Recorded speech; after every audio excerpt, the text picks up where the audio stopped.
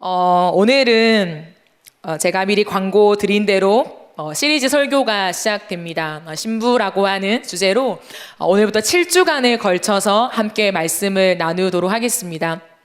그래서 기대감을 가지고 하나님 앞에서 또 이 설교를 같이 여러분이 기도로 준비해 주시면 좋을 것 같습니다. 오늘은 첫 번째 시간이에요. 그래서 제목은 순결하라 라고 하는 제목으로 함께 하나님 말씀을 나누어 보도록 하겠습니다.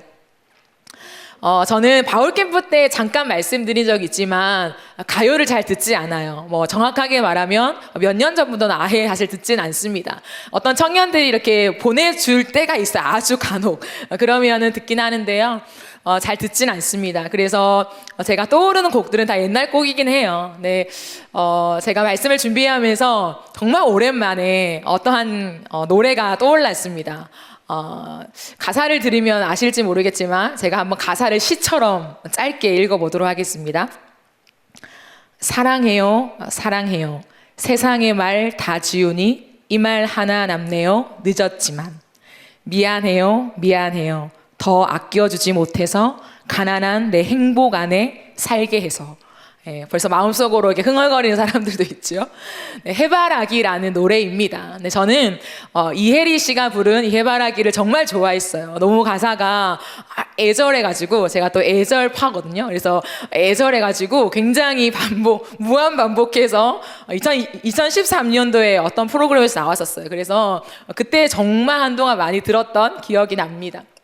왜 그러냐면 너무 공감이 되었기 때문이에요. 사랑이라고 하는 것에 모두가 다 진심은 아니에요. 참 안타깝지만 이 땅을 살아가는 동안에 사랑, 그런 감정 나 상관없어 라고 하는 사람도 있어요. 그러나 저는 사랑을 대할 때 참 이런 해바라기 사랑, 뒤에서 이렇게 너의 뒤에서 이렇게 지켜줄게 하는 그런 사랑을 좀 좋아하는 편입니다. 네, 그래서 이 가사를 이렇게 보면서 들으면서 참 세상의 말을 다 지우니까 하고 싶은 말이 많았는데 그 말 다 지우니까 하나 남는 게 사랑해요. 그리고 더 아껴주지 못해 미안해요 라고 하는 것이 참 마음을 뭉클하게 하더라고요. 왜 이 가사가 떠올랐냐면 이 땅 가운데 참 많은 우리가 일들을 겪으며 살아가고 우리가 사랑하지만 사실은 사랑을 잘 모르죠. 사랑에 서툰 사람들이 사랑을 배워가는 공간이 이 세상이라고 할 수 있습니다. 그러나 그 누구보다 비교할 수 없이 사랑의 진심이신 분이 있죠. 이게 하나님이십니다. 그래서 하나님이 누구야? 나 하나님을 더 알고 싶어 라고 하는 사람이라면 사랑이 무엇인가에 온 힘을 다해서 그것을 배워가야 해요. 그래야 그 사랑 안에서만 하나님이 누구인가를 온전하게 알 수 있는 것입니다. 그렇기 때문에 우리가 흥얼거리는 노래나 표현하는 많은 글귀들이 서툴고 낯설고 또 어색한 부분도 있긴 하지만 그럼에도 불구하고 사랑이라고 하는 것들에 대해서 우리는 끊임없이 말하고 듣고 고민하고 생각하는 삶을 멈추어서는 안 된다라는 것입니다.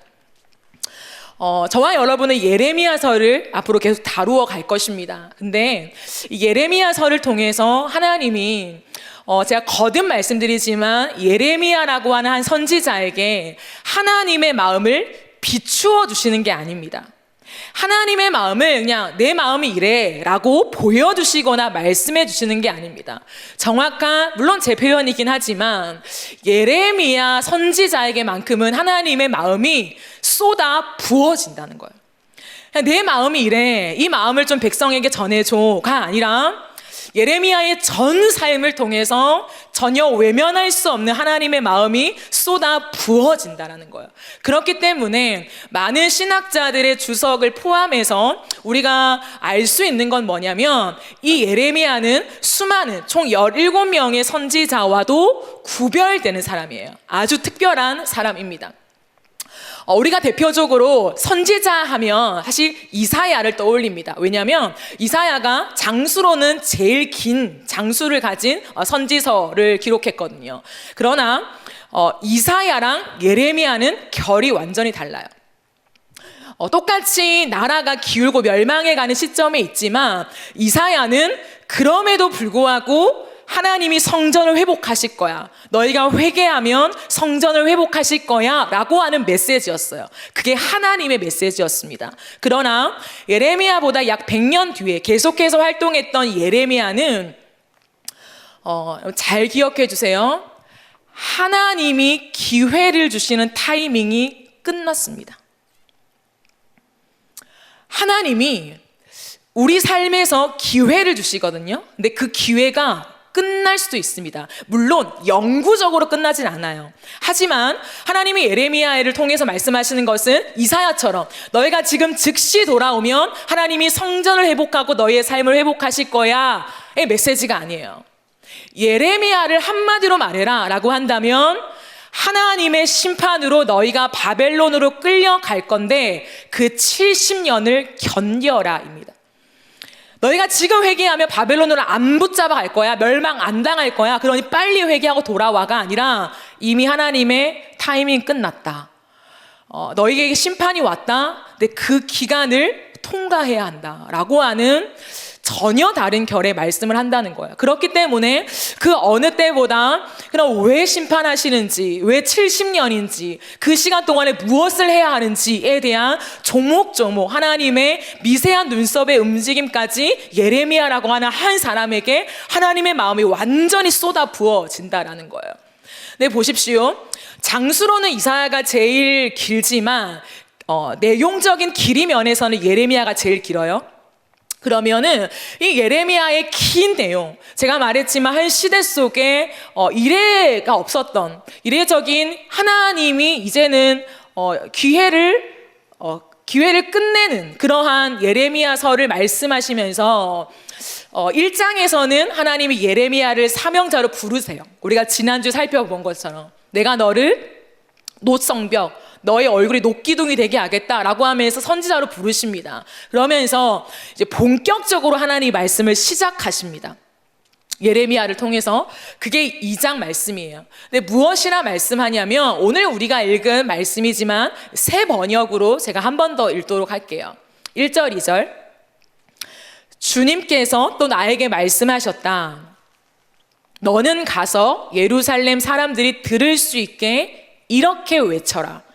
나 주가 말한다. 네가 젊은 시절에 얼마나 나에게 성실하였는지, 네가 신부 시절에 얼마나 나를 사랑하였는지, 저 광야에서 씨를 뿌리지 못하는 저 땅에서 네가 어떻게 나를 따랐는지 내가 잘 기억하고 있다라는 말씀을 합니다. 이 말씀이 본론적으로는 시작이에요.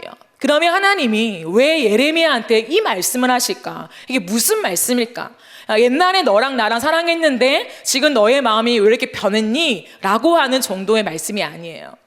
하나님이 지금 말씀하시는, 즉 광야에서 너희가 씨를 뿌리지 못하는 저 땅에서 라고 하면서 하나님 어떠한 사건을 회상하십니다. 하나님이 떠올리는 시절이 있다는 거예요. 그러면 이 구절을 따라서 하나님이 지금 떠올리고 있는, 기억하고 계시는 그 시절이 어디인가를 따라가다 보면 그 씨 뿌리지 못한 땅은 어디냐면 출애굽해서 당도한 광야였어요. 즉 하나님은 지금 이스라엘 백성들한테 출애굽해서 광야에 있었던 그 시절, 내가 그 시절을 지금도 기억한다 라고 말씀을 하시는 거예요. 그러면서 너희가 나에게 성실했다, 사랑이다 라는 말들이 나오지요. 이 이유는 뭐냐면 하나님이 이스라엘 백성들을 출애굽시키잖아요. 애굽에서 나왔어요. 광야에 도착했습니다. 근데 그 광야에서 하나님과 이스라엘 백성들이 절대 잊을 수 없는 그러한 일을 만나요. 그게 뭐냐면 하나님이 언약을 하십니다. 이스라엘 백성들과 약속을 하신다는 거예요. 언약을 하시는데요. 그러면 하나님이 그들에게 축복하시고 또한 순종하라고 하셨나 정도로 우리는 생각할 수 있습니다. 근데 완전히 차원이 다른 거예요. 그게 뭐냐면 하나님이 광야에서 이스라엘 백성들과 맺은 언약은 한마디로 뭐냐면 결혼식이었어요. 이것을 절대 잊으면 안 돼요.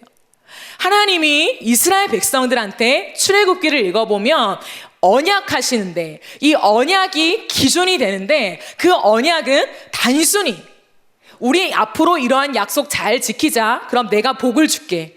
너도 내 말에 순종해가 아니라 너는 나의 신부, 나는 너의 신랑, 너는 나의 아내, 나는 너의 남편이라고 하는 결혼식을 이 광야에서 하나님은 거행하셨다라는 거예요. 왜냐하면 예레미야뿐만 아니라 이사야서에도, 특별히 호세아서에도 하나님 무엇이라 말씀하냐면 하나님의 백성과 하나님의 관계를 남편과 아내, 다른 말로 하면 신랑과 신부로 설명하십니다. 한번 확인해 볼까요? 예레미야서 3장 14절을 보시면은 이런 말씀이 있습니다. 여호와의 말씀이니라 배역한 자식들아 돌아오라 라고 하면서 나는 너희 무엇이라고요? 남편임이라 라고 주님이 말씀하세요. 이사야 54장 5절 말씀을 보면 이는 너를 지으신 이가 누구라고요? 너의 남편이시라. 그 남편 되시는 존재가 누구라고? 만군의 여호와. 만군의 여호와가 너희의 남편이다 라고 하는 말씀을 하고 있다라는 것입니다. 결혼은 여러분 강력한 힘이 있습니다. 물론 우리는 청년이기 때문에 아직 결혼한 경험이 없지요. 그러나 결혼이라고 하는 것은 굉장히 강력합니다. 성경에서 결혼이 무엇인가, 신랑과 신부의 관계가 무엇인가를 너무 잘 설명해 주는 구절이 있어요. 아가서 6장 3절. 아가서는 사랑을 말하죠. 거기에 이렇게 적혀 있습니다. 나는 내 사랑하는 자에게 속하였고 내 사랑하는 자는 내게 속하였으며 라고 합니다. 이걸 한마디로 말하면 뭘까요? 연합이죠. 결혼이라고 하는 것에는 그냥 너와 내가 사랑해서 함께 살아가면서 좋은 집과 미래를 꾸며가는 것이 아니라 앞으로 너는 이제 나에게 속했고 나는 너에게 속했고, 굉장히 쉬운 말로 하면 너는 내 거, 나는 너 거. 굉장히 소유적인 것을 설명하는 게 결혼이라는 거예요. 결혼은 그렇기 때문에 굉장히 두 명 사이에 들어올 틈이 없는, 즉 다른 말로 하면은 독점하는 것입니다. 신학적인 표현들을 많이 써요. 독점하는 것입니다. 그렇기 때문에 그 사이에 그 어떤 사람이 들어올 수 없는 이제는 상황이 된 것이 결혼이라는 거죠. 이번 주에 결혼하는 지체가 있죠. 이번 주 토요일에, 오늘 토요일에 결혼하는 지체가 있어서 오늘 얼굴을 또 인사하려고 이 자리에 와 있습니다. 네, 축하합니다. 네, 여러분 결혼하기 전에, 결혼식을 하기 전에 다른 남자, 다른 여자를 만나도 상관이 없죠. 그죠? 물론 동시에 만나면 안 되지만 다른 남자, 다른 여자를 만나도 됩니다. 그러나 결혼식을 하면 상황이 완전히 달라지죠. 그러니까 이번 주 토요일에 결혼을 한다 그러면은 마지막 일주일이 남은 것이죠. 마지막 일주일 동안 생각할 수 있는 죄송합니다. 네, 그렇죠. 어쩔 수 없으니까. 근데 이 마지막 일주일 어쨌든 지났어요. 지나면 결혼식을 하면 이제 끝나는 거죠. 끝나는 거예요. 결혼은 결혼하다가 모르는 거지. 요즘엔 다 이혼하니까 아니에요. 성경적으로 정확하게 말한다면 그 당시의 문화 이런 거 빼고, 성경 시대에 있었던 문화들 그런 거 빼고요, 하나님이 결혼을 어떻게 정의하시고 말씀하시는가만 봤을 때는 결혼하면 이제는 서로가 연합된 존재라는 것을 성경이 명확하게 설명하고 있다라는 것입니다. 그렇기 때문에 사람에게 있어서 사랑한다, 인생을 걸어간다라고 했을 때에 너무나 중요한 게 뭐냐면 결혼이라는 거예요. 그래서 청년의 시절에 결혼이 무엇인가를 배우고 기도하지 않으면 결혼이라는 이 시대 속에 왜곡된 개념 속에서 가정이 많이 어려워지거나 무너지기까지 합니다. 그러니까 다시 한번 정리하면서 결혼이 무엇인가를 여러분 안에 개념 정리를 해놔야 돼요. 하나님은 이 결혼이 얼마나 중요한지, 하나님과 우리의 뗄 수 없는 관계 안에 상징적인 의미로 결혼이다, 신랑과 신부의 관계다라는 것을 설명하고 있다라는 것입니다. 그렇기 때문에 하나님은 이스라엘 백성들하고 광야에서 결혼식을 한 건데, 하나님이, 여러분 이거는 농담 반 진담 반이에요. 하나님이 이스라엘 백성들한테 어떤 걸로 프로포즈 한 줄 아세요? 결혼식을 하면 프로포즈 해야 되잖아요. 남자들 그냥 대충 넘어갈 생각하지 마시고 프로포즈는 잘 해야 되죠. 근데 제가 청년들을 만날 때마다 다른 건 잘 안 물어요. 프로포즈 했어요? 라고 물어요. 프로포즈는 진짜 중요한 거예요. 그러니까 세상이 말하는 어떻게 로맨스 있게 어떻게 막 설레게 프로포즈 했는가? 물론 그것도 중요하지만 결혼이라는 건 굉장히 큰 의미이기 때문에 내가 이 사람과 결혼을 하기로 이제 약속을 하는 거죠. 그 프로포즈를 어떻게 하는가 굉장히 중요해요. 잘 준비하세요. 하나님은 하나님의 백성들한테 뭘로 프로포즈 했을까? 홍해를 가르면서 프로포즈 했습니다. 하나님이 이스라엘 백성들하고 언약식을 맺기 전에 하나님이 하신 일이 뭐냐면 이스라엘 백성들 앞에서 홍해를 가르셨어요. 홍해를 가르시는 어마어마한 이벤트와 어마어마한 역사를 이룬 다음에 이제 나랑 결혼하자라고 말했습니다. 왠지 알아요, 여러분? 이게 왜 프로포즈인지 아십니까? 하나님이 홍해라는 것은 구원이죠. 이제 내가 너를 이 지긋지긋한 노예에서 내가 너를 구원했다. 나는 구원의 하나님이다. 내가 너의 모든 인생을 책임지마라는 것을 가시적으로 보여준 다음에 이제 결혼하자라고 하신 거예요. 여러분, 그렇기 때문에 이스라엘 백성들이 그 앞에서 예스라고 했던 거예요. 이건 진짜예요. 하나님 앞에서 하나님이 누구인가를 알았기 때문에, 우와, 홍해를 가르면서 나를 구원하신 그 여호와, 온 땅에 내가 믿는 여호와 이분이시구나 라는 것을 느꼈기 때문에 그 앞에서 예스 하면서 하나님과 혼인식을 맺은 거라는 거죠. 그렇기 때문에 성경을 잘 보십시오, 여러분. 하나님이 출애굽기 이후에, 출애굽기, 민수기, 신명기죠. 그 부분을 보면은 하나님이 우상 숭배에 대해서 집중하기 시작하십니다. 그 전에는 그렇게까지 심판으로 치닫지 않아요.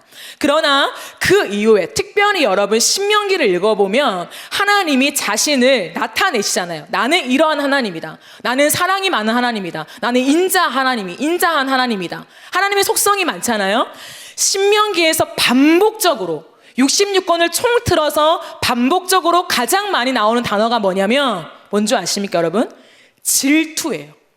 나는 질투하는 하나님이다. 그 말씀이 신명기 4장 24절, 내 하나님 여호와는 소멸하는 불이요 질투하시는 하나님이시니라 부터 시작해서 5장 9절, 6장 15절, 29장 20절, 32장 16절, 32장 21절 계속적으로 하나님 동일하게 말하는 게 뭐냐면 나는 질투하는 하나님이다. 그리고 그 질투는 뭐냐면 내가 진노의 불로 너에게 임할 것이다 라고 말해요. 너희가 우상을 숭배하면 내가 진노의 불로 너희를 살라버릴 것이다 라고 엄청난 말씀을 하신다는 거예요. 왜냐하면 단순히 너는 나의 백성, 너희는 나의 자녀니까 이 아니라 결혼 관계이기 때문이에요. 하나님과 우리가 결혼했기 때문에 하나님 이외에 이제 다른 우상을 바라보는 그 부분들을 보면서 내가 맹렬한 노로 너희를 다 불태워버릴 것이다 라고 말씀하시는 거예요. 그러면 여러분, 이스라엘 백성들이 왜 하나님과 처음에 사랑하고 하나님이 요청하신 그 언약식에 동의하면서 하나님과 남편과 아내, 신랑과 신부의 관계를 가졌는데 왜 우상을 숭배하게 되었을까요? 왜 하나님만을 사랑하지 않게 되었을까요? 그렇게 하나님을 사랑했었는데. 사랑에는 기가 막힌 특징이 있습니다. 사랑의 특징이 뭘까요? 사랑의 특징. 사랑의 특징 중에 기가 막힌 특징이 뭐냐면 따라가는 것입니다. 어떤 감정이 아니라 사실은 사랑이라고 한다면 내가 그를 따라가는 거예요. 여러분 가만히 생각해 보세요. 내가 누군가랑 연애를 한다. 그러면 그 사람을 서로 따라갑니다. 나는 싫어도 그 사람이 좋아하는 밥을 먹을 때가 있고요. 나는 싫은데 그 사람이 요청하는 그 무언가를 선택할 때가 있어요. 그렇기 때문에 사람들이 뭐라고 하냐면 부부는 닮는다라고 하죠. 원래부터 닮았던 게 아니에요. 살아가면서 사랑이라고 하는 힘은 따라가는 능력이 있습니다. 그렇기 때문에 시간이 지나면서 닮아질 수밖에 없는 게 사랑의 특징이라는 것이죠. 왜냐하면 성경에 기록되어 있어요. 오늘 우리가 읽은 2절을 한 번 더 보실까요? 2절 끝에 보면 이런 말이 있습니다. 그때 그렇게 너희와 내가 사랑할 때에 이스라엘 백성들의 모습이 어떠했는가? 주님과 사랑에 푹 빠졌을 때에 그 신혼 때의 사랑이 활활 타오를 때 어떠했는가? 그 광야에서 나를 따랐음이니라라고 되어 있어요. 하나님 앞에 온전한 사랑이 있을 때는 주님만을 따랐다는 거예요. 그러나 보세요. 예레미야 2장 25절을 보면 그들의 마음이 변했습니다. 변한 다음에 2장 25절 없어요? 예레미야 2장 25절을 보면 이런 말씀이 있습니다. 내가 이방 신들을 사랑하였은즉, 이제 그들의 마음이 변해진 거예요. 이방 신들을 사랑하였은즉 그를 따라가겠노라. 이제는 이방 신들을 따라가는 삶으로 그의 삶들이 바뀌었다라는 것입니다. 그러므로 사랑은 따라가는 것이죠. 따라가는 힘이 사랑 안에 있습니다. 그러므로 우리는 여기에서 잠깐 멈춰서 생각해 보아야 할 질문이 있습니다. 지금 여러분은 무엇을 따라가고 있습니까? 지금 여러분의 삶을 이끄는 힘은 무엇입니까? 분명히 있거든요. 사람은 무언가의 힘과 무언가에 압도당해서 끌려갑니다. 그것이 무엇이냐는 거예요. 왜냐하면 내가 무엇을 따라가고 있는가가 사실은 내 사랑의 대상이에요. 내가 무언가의 이끌림을 받고 있는가라고 하는 것이 내가 의지하고 있는 대상이라는 것이죠. 여러분, 따라간다라고 하는 말을 더 구체적으로 푼다면 뭔지 아십니까? 지금 내 귀에 꽂히는 말이 무엇인가예요. 여러분 보십시오. 내가 누군가를 따라간다, 신뢰한다는 거죠. 의지한다는 거죠. 사랑한다는 것입니다. 그러면 그냥 따라가는 것이 아니라 나에게 들려지는 말이 있기 때문에 따라갑니다. 여러분 보세요. 내가 저 사람을 사랑하지 않아요. 근데 저 사람이 나에게 뭐라 해요. 그러면 나는 무시하죠. 우리 청년의 중에 한 명이 늘 저에게 하는 말이 있습니다. 에이 몰라. 이걸 맨날 해요 저한테. 장난으로. 농담이죠. 친하니까 그렇게 합니다. 몰라 이렇게 해요. 그건 뭡니까? 나는 이제 당신의 말 나에게 안 들린다 이런 말이잖아요. 장난이긴 하지만 사람은 그렇다는 거예요. 내 귀에 누군가의 말이 진지하게 들린다라는 것은 영향력입니다.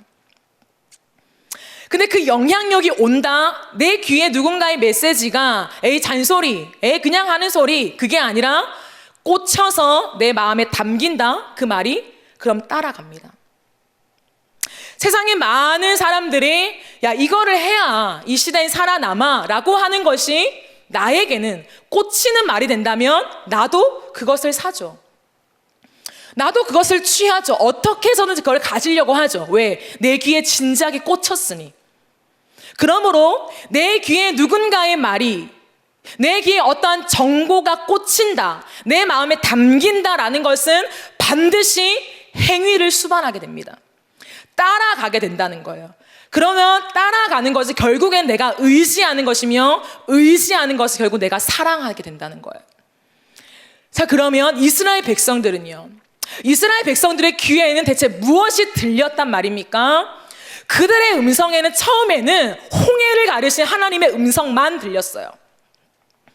애굽에서 400년이 넘는 세월 동안 애굽에서 아무도 우리를 구원해 주지 못했는데 이 진퇴양난의 순간에 홍해를 말씀으로 갈라? 홍해를 가르면서 수백만 명이 그것을 지나가고 다 지나가니까 문처럼 바다가 닫히고 애굽 사람 다 빠져 죽고 이 놀라운 광경들을 보면서 그들의 귀에 꽂힌 것은 여호와의 말씀밖에 없었어요. 너희를 구원한 여호와를 보아라. 눈을 들어 여호와를 보아라. 그리고 앞으로 나를 따라가라. 내가 너희를 인도할 것이다. 내가 너희의 사랑이다. 라고 하는 하나님의 언약의 말씀만이 그들의 귀에 딱딱 꽂혔어요. 그렇기 때문에 애굽 사람들, 수많은 사람들의 어떤 모습들 그때는 안 보였어요. 그 신혼 때의 사랑 때는.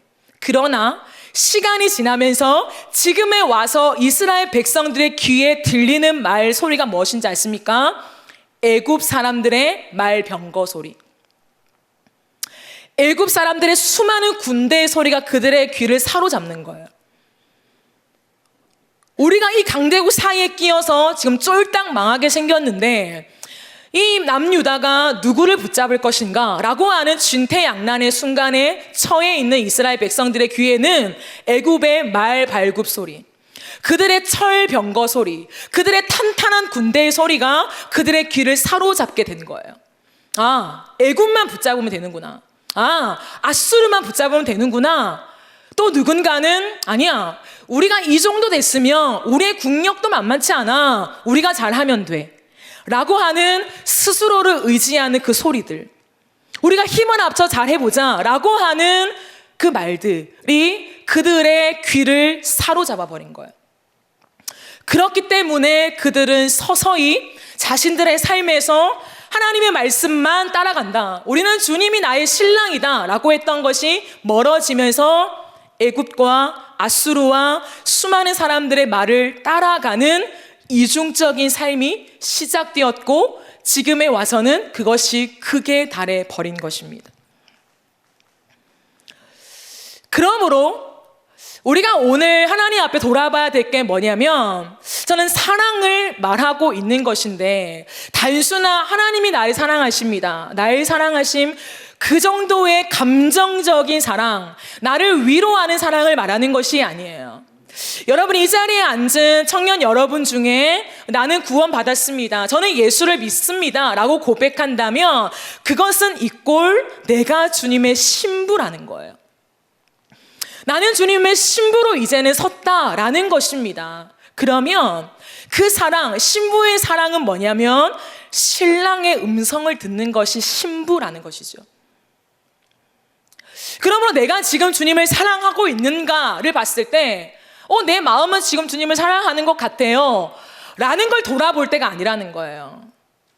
내가 주님을 안 사랑하나? 내 마음이 뭔가 아직도 주님 앞에 막 눈물도 나고 설레고 열정도 있고 그래도 꿈틀거림이 있는 것 같은데, 죄송하지만 그 감정적인 사랑이 아예 아니라는 건 아니지만 그걸로 내가 주님을 사랑하나 안 하나를 감별한다면 우리는 어느 순간 엄청 많이 멀어져 있을 것입니다. 그러므로 신부가 신랑을 사랑하는가 안 하는가를 테스트할 수 있는 길은 뭐냐면 내가 지금 누구의 말에 영향을 받고 있는가예요. 내가 지금 하나님의 말씀에 영향을 받고 그 말씀 앞에 내 삶을 지금 하나하나 떼고 있는가, 행위가 있는가에 대한 것들을 돌아보아야 한다라는 것입니다. 그것이 없다면 내가 정말 주님을 지금 사랑하고 있는 게 맞는가? 나는 지금 무엇을 더 의지하고 있지? 내 마음에는 주를 향한 고백이 있긴 하지만 진짜 나는 내 삶에서 무엇을 의지하고 있단 말인가? 라고 하는 것을 진지하게 돌아보아야 한다는 것입니다. 사랑이라고 하는 것이 일시적이지 않아요. 성경은 일시적인 사랑을 사랑이라고 말하지 않습니다. 그렇기 때문에 사랑의 또 다른 정의는 사랑은 지키는 것이죠. 사랑에 대한 정의를, 개념을 가질 때 사랑은 굉장히 감성적인 것, 나를 설레게 하는 것, 나를 자극하는 것, 나를 찌르는 것으로만 사랑을 생각한다면 우리는 사랑을 절대로 유지할 수 있는 능력이 없습니다. 사랑은 지키는 것이지요. 남녀가 결혼을 해서 그 첫사랑, 그 설렘만 가지고 결혼 생활을 유지한다면 도대체 몇 커플이나 유지할 수 있겠습니까? 다 망가지겠죠. 다 무너지겠죠. 그러나 사랑은 지켜내는 것이라는 거죠. 오늘 우리가 마지막 찬양을 부르면서 예수의 흘린 피, 저는 인도자들과 얘기한 적은 없지만 왜 하나님의 사랑을 쭉 나열하고 많은 곡들을 수없이 부른 다음에 맨 마지막 곡을 예수의 흘린 피로 잡았나? 저는 제 나름의 찬양의 시간을 쭉 통과하면서 그런 마음이 들었습니다. 그치, 하나님이 사랑하신 방법은 사랑을 지켜내는 사랑이었어요. 예수의 십자가로. 자신의 죽음으로 사랑을 지켜내면서 내가 사랑한다라고 주님은 말할 수 있었다라는 거죠. 그러므로 사랑이 하나님으로부터 온 거라면, 사랑의 원천이 하나님이시라면, 사랑의 개념과 모든 정의가 하나님에게 붙어 있다면 사랑은 무엇인가? 사랑은 지켜내는 것입니다. 그러므로 저는 우리가 예레미야 이 시리즈 설교를 시작하는 오늘 이 시점에 우리의 정체성이 신부다라는 걸 말하면서 저는 이 사랑을 누가 지켜내는가에 대한 것들을 말하고 싶은 것입니다. 사랑하면서 심지어 부부라는 언약 안에 있으면서도 우리의 마음은 쉽게 무너지죠. 흔들리죠. 변질됩니다. 그렇기 때문에 여러분 잘 들으세요. 이 시대 속에 우리가, 제가 지난주에 말한 것처럼 우리의 삶을 다해서 방파제처럼 방어하고 절대 그것이 우리 안에 넘어오면 안 됩니다 라고 막아서야 되는 세속화의 흐름이 뭐냐면 불륜입니다. 하나님 불륜을 용납하지 않으십니다. 온 몸으로, 우리의 온 삶으로 지금 우리가 걸어가는 이 시대 속에 막아서야 될 게 뭐냐면 불륜이라는 거예요. 가정을 이루었죠. 결혼을 했죠. 언약을 했죠. 그러나 마음이 식어졌죠. 더 이상 내가 이 사람의 말이 내 귀에 들어오지 않죠. 내 안에 아무런 영향력이 끼쳐지지 않죠. 그러나 옆에 두죠. 가정을 유지한 채 내 마음을 찌르는, 내 귀에 들리는 말을 하는, 달콤한 말을 하는 또 누군가를 찾아가죠. 그게 불륜이죠. 그게 이 온 땅을 지금 덮고 있죠. 특별히 한국 땅을. 여기에 대해서 진지한 고민과 막아섬이 없다면 여러분이 앞으로 이룰 가정, 크리스찬들만 막아내서 될 것이 아니라는 거예요. 가정들은 다 무너지고 말 것입니다. 우리가 하나님 앞에서 하나님이 우리를 신부로 부르셨다라고 하는 것은 로맨스가 아니에요. 나는 주님의 신부, 달콤해 라는 것이 아니라 신부라는 것은 목숨을 다해서 그 언약을 지켜내는 거예요. 네. 때로는 살다가 남편이, 아내가 미워 보일 때가 있죠. 죽도록 미워 보일 때, 꼴도 보기 싫을 때가 있습니다. 그러나 사랑은 지켜내는 것이기 때문에 하나님 앞에서 약속한 그 언약을 상기하면서 매일마다 다시금 내가 이 사람에게 성실하기로 결단하는 매일의 삶이 없으면 다 무너진다는 거예요. 사랑하는 청년 여러분, 우리가 하나님 앞에 살아간다는 거 있잖아요. 우리의 마음을 지키는 것인데 마음을 지키는 것이 만만치 않은 시대에 와 있어요. 그러므로 우리가 늘 생각해야 되는 게 뭐냐면 지금 내 마음이 어디로 흘러가고 있는가에 집중하면서 이걸 어떻게 할 건가를 생각해야 돼요. 내 마음이 그냥 흘러가네, 내 마음 나도 어떻게 할 수 없어가 아니라 우리는 성령 안에서 내 마음을 제어할 수 있는 새로운 의지가 생겼다는 것을 반드시 기억해야 합니다. 그러므로 여러분, 성경 말씀에서 오늘 예레미야서에서 어떤 말씀을 하고 있냐면 한번 확인해 보실까요? 예레미야, 제가 안 드렸나요? 예레미야? 안 드렸네요. 죄송해요. 제가 구두로 말해드리겠습니다. 어떤 말씀을 하고 있냐면 하나님이 있네요. 3장 1절, 예레미야 3장 1절 띄워주시겠어요? 세상 사람들은 말하기를 어떤 남자가 아내를 버릴 때에 그 여자가 남편에게서 떠나서 다른 남자의 아내가 되면 그 여자가 본 남편에게로 다시 되돌아갈 수 있느냐라고 물으세요. 그렇게 되면 그 땅이 아주 더러워지지 않느냐? 그런데 너는 수많은 남자들과 음행을 하고서도 나에게로 다시 돌아오려고 하느냐라고 말해요. 여러분, 이게 무슨 말인지 아십니까? 남자가 여자를 버렸어요. 그 아내가 다른 남자랑 결혼을 했어요. 근데 그 아내가 어찌 다시 돌아오겠느냐라는 것을 말합니다. 이것은 무엇을 말하냐면 그 당시 배경 속에 도덕적인 윤리가 다 무너진 거예요. 즉 뭐냐면 내 옆에 또 다른 사람을 두고 나는 본처에게로, 나는 본 남자에게로 돌아갑니다 라고 말하는 것이에요. 그게 어떻게 가능한가라는 것입니다. 이건 상징이죠. 즉 우상을 섬기며 하나님 아닌 다른 세상을 따라가는 너희들아, 너희가 그것을 지속하면서 나는 하나님께 다시 돌아갈래 라고 말할 수 있느냐라는 것입니다. 즉 이것은 너희는 내게 돌아올 수 없어, 돌아오지 마 라고 말하는 것이 아니라 너희가 가고 있는 음행의 길을 다 정리하고 나에게 돌아와 라고 말하는 것이라는 거예요.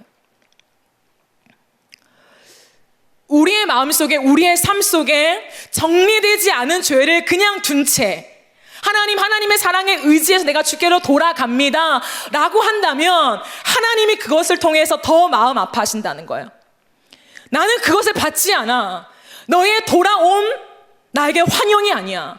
누가 성전 문을 닫았으면 좋겠다. 너희가 아무도 못 들어오게. 이게 사실은 하나님의 본심이라는 거예요. Why? 사랑이 하나님인데 어찌 이럴 수 있는가? 어찌 우리를 용납하지 않을 수 있는가? 라고 했을 때 사랑의 하나님이니까 그런 거예요. 사랑이라는 개념이 무너지면 안 되니까. 사랑은 지키는 것입니다. 사랑은 유일성입니다. 사랑은 독점적인 것입니다. 사랑은 소유입니다. 사랑은 연합입니다. 그러므로 그 둘 사이에 누군가가 끼면은 그 사랑은 무너지는 것입니다. 그렇기 때문에 하나님은 너희가 우상을 가진 채로 하나님께 돌아갈래요? 라는 것은 가증스러운 일이다. 아니 오지 마 차라리 라고까지 말씀하시는 것이에요.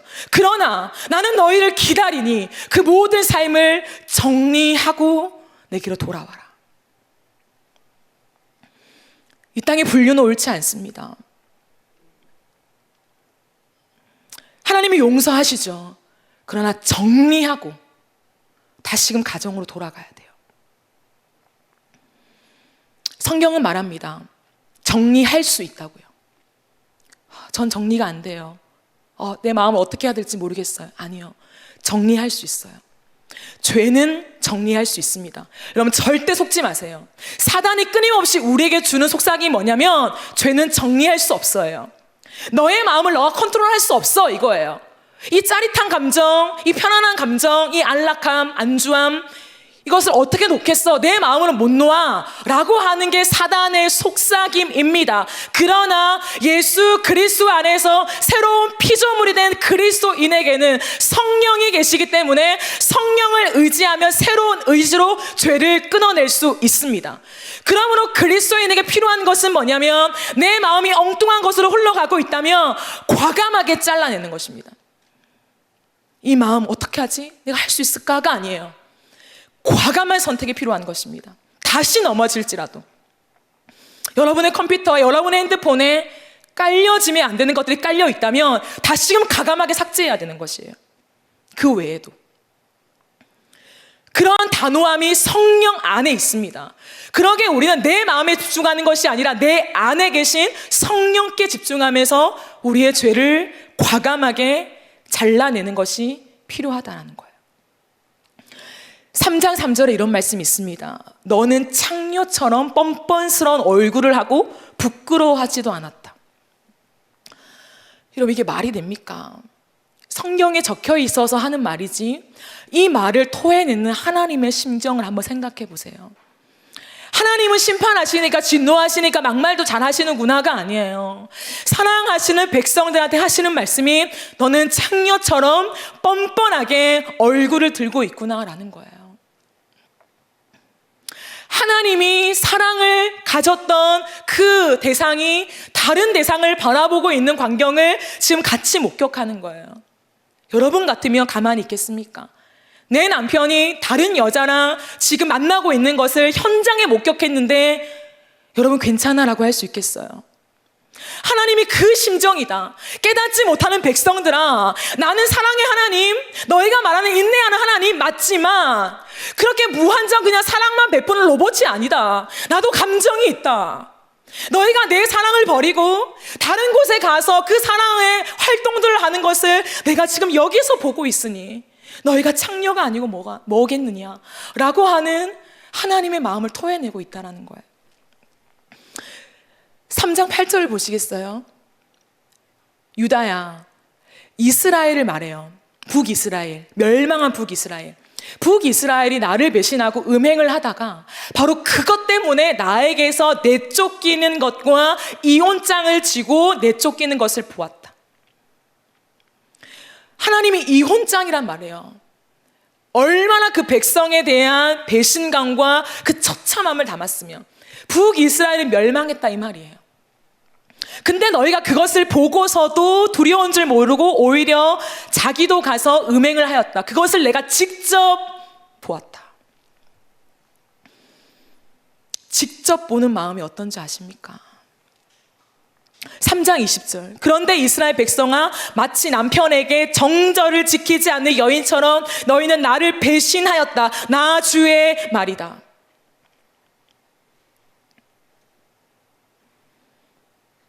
하나 더 볼까요? 31장 32절. 내가 그들의 남편이 되었어도 그들은 나의 언약을 깨뜨려 버렸다. 나 주의 말이다. 반복해서 무수히 많이 주님은 이 아픈 마음을 토해내고 있다는 거예요.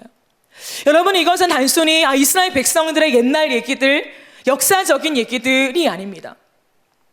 하나님은 지금 이 시대 속에서 우리에게 동일한 말씀을 하고 계신 것입니다. 왠지 아십니까? 여러분, 영적인 것은 삶과 직결됩니다.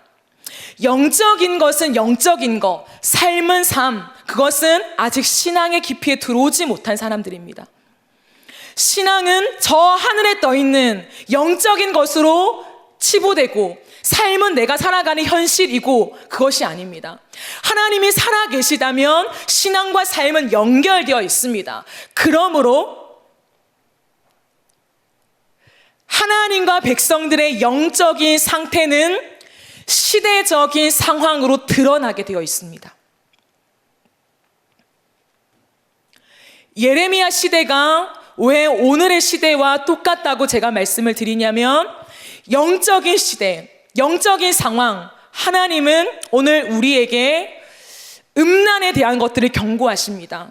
그러나 우리의 이 땅의 삶을 보았을 때 이 한국 땅 구석구석에 음란함이 들어온 정도가 아니라 판을 치고 있습니다. 아니, 그것이 이제는 다음 세대들에게 익숙한 것이 되어버렸습니다. 수많은 드라마, 영화, 모든 소재가 불륜입니다. 그러나 그것이 이상하지 않습니다. 아름답습니다. 그것을 우리는 재미있다고 보고 있는 걸음을 멈추지 않습니다. 제가 이것을 오늘 처음 말씀드린 게 아니지 않습니까? 이것은 마치 이 땅의 어떤 타락, 도덕적인 타락이 아니라 하나님의 백성들과의 관계 속에 너희가 똑같이 음행하고 있다라고 우리에게 말씀하시는 경고라는 것입니다. 우리 안에 끝없이 세상을 사랑하는 마음들, 내 자신을 의지하는 마음들, 내 힘이 있으면 돼. 그래도 당연히 하나님이 도와주셔야지. 하지만 내 힘이 있어야 돼. 돈이 있어야 돼. 백이 있어야 돼. 주식이 있어야 돼. 사람과의 인맥이 있어야 돼. 라고 하는 것들을 이미 가진 채 우리는 하나님께 나아간다는 거예요. 그것이 극에 달했습니다. 그것이 극에 달해서 하나님이 우리에게 하나님의 마음을 쏟아붓고 있는 시대예요. 그러나 예레미야 시대처럼 하나님의 쏟아붓는 마음을 받은 사람은 한 명, 예레미야. 이 시대의 소수입니다. 모든 사람들은 뭐 어때, 이 시대의 문화인데 뭐 어때, 어떻게 살아가는 거야 그러면 이라고 하는 것 속에 하나님의 말씀을 듣기는 하지만 이 삶을 끊을 수가 없는 거예요. 내 삶을 멈출 수가 없습니다. 예, 그렇습니다. 그러나 하나님은 무엇이라고 하냐면 그것을 끊고 나에게 올 사람이 누구인가를 찾는 것입니다. 이 시대 속에 내가 의지하는 것들을 끊어내고 하나님만이 나의 신랑이요, 하나님의 음성만을 듣고 살겠다라고 내 삶을 결단하며 주님을 따라가는 사람이 어디에 있는가라는 것들을 찾으시고 그 사람들을 통해서 하나님 마지막 시대의 마지막 일들을 하신다라는 것이죠. 그러므로 하나님의 마음과 하나님의 사랑에 관심이 있는 사람들이 있습니까? 이 시대 속에 진짜 신앙이라는 것이 종교가 아니라 내가 수많은 종교 중에 기독교를 선택했을 뿐이야가 아니라 내가 믿는 하나님은 살아계십니다 라고 고백하는 사람들이 있습니까? 그러면 오늘 이 시간 주님이 하시는 말씀을 들으십시오.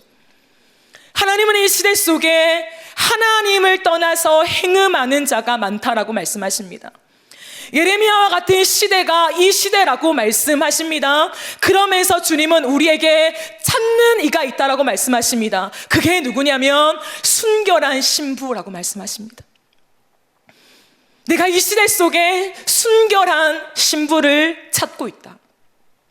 순결한 신부는 다른 어떤 것이 섞이지 않은 깨끗한 마음을 가지고 신랑을 쫓아가는 자입니다. 누군가는 바보처럼 보여도 네, 저는 바보입니다 라고 하면서 그 길을 걸어갈 그 순결한 신부를 찾고 있습니다. 말로만이 아니라 여러분 세상의 유혹에도 우리가 주님을 따라갑시다가 아니라 진짜 온 삶을 다해서 당장 내 앞에 내 수입이 줄어든 한이 있더라도 당장 내 현실 속에 많은 핍박과 환난이 나를 기다리고 있다 한들 순결한 신부로서의 그 모습이 퇴색된다면 세상이 말하는 길을 가지 않고 순결을 지키는 그 길을 걸어가는 그 사람을 하나님은 찾고 계십니다. 그러므로 이 시대는 하나님을 두려워하는 사람이 필요한 것입니다. 물론 하나님을 전혀 모르는 사람에게는 늘 사랑의 하나님, 우리의 모든 걸 포용해 주는 하나님, 우리의 모든 얘기를 들어주신 하나님이 더 많이 부각되어야 할지도 모르겠습니다. 하지만 이미 신자이며 이미 하나님의 사랑을 안다 고백하며 더 깊은 곳으로 가고 싶다라고 고백하는 사람이라면 이 시대를 향한 엄중한 주님의 말씀을 들어야 할 것입니다.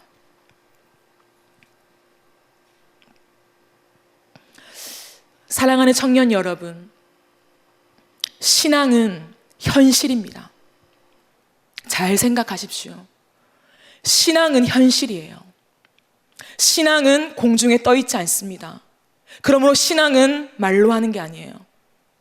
여러분의 현실 속에 현실적인 진짜 돈이 없다면 죽죠. 그건 아무런 능력이 안 됩니다. 마찬가지라는 거예요. 우리의 삶 속에 행위가 없다면 우리의 신앙은 죽은 신앙이라는 것입니다. 그러므로 저는 여러분에게 오늘 말씀을 마치며 한 가지 권면하고 싶습니다. 이 시대를 살아가면서 정말 하나님 마음이 궁금하십니까? 하나님 순결한 신부를 찾고 있습니다. 그렇기 때문에 우리의 삶 속에 내가 짓고 있는 죄를 멈추지 않으면 하나님의 사랑을 온전히 알 수가 없습니다. 하나님의 사랑이 나에게 부음받으면 내가 이 사랑 끊어지겠지. 맞아요. 그러나 이미 경험했잖아요. 이미 경험한 사람에게는 하나님이 의지를 주셨기 때문에 내가 이미 준 사랑으로 너가 의지를 가지고 그것을 끊어내고 나에게 와 라고 하는 게 선지서예요. 내가 사랑을 다시 부어줄게, 그러니까 너희가 돌아올 수 있을 거야가 아니에요. 이미 받은 그 사랑을 기억해내며 이미 언약한 그 언약을 기억해내며 너희가 성령의 도우심을 힘입어 그 죄를 끊고 내게로 나아오라 라고 말씀하시는 것이에요. 저는 다시 한번 여러분에게 정중하게 그리고 함께 권면합니다. 우리의 삶에 묻어있는, 끼어있는, 섞여있는 불순물을 제거해야만 합니다. 하나님 앞에 다루셔야만 합니다. 그것을 가진 채 하나님은 사랑이야, 날 덮어주실 거야, 아니에요.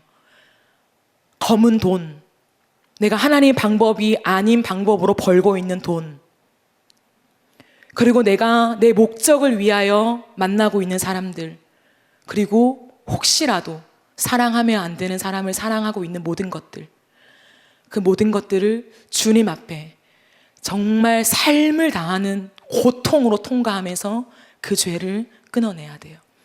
그래야 이 시대 속에 주님 앞에 설 수 있습니다. 너무나 무거운 메시지를 던져 죄송합니다. 하지만 이것이 우리가 살 길입니다. 그것이 없이는 이 땅에 부흥은 오지 않을 것입니다. 청년부 가운데 부흥은 오지 않습니다. 그러므로 우리가 이번 한 주 여러분의 삶 속에 곰곰이 생각하며 내가 진짜 믿는 사람인가에 대한 것들을 돌아보며 우리의 삶에 검은 어두운 것들 하나님 앞에 낱낱이 고백하며 그것들을 어떻게 처리할 건지 하나님께 물으며 그렇게 우리의 현실에 삶에서 살아계신 하나님을 경외하면서 그렇게 한 주간 살다가 다음 주에 그 하나님의 사랑을 힘입어서 다시금 이 자리에 나올 수 있는 그런 우리의 삶, 우리의 신앙이 되어지길 원합니다. 우리 이 시간 함께 찬양합시다.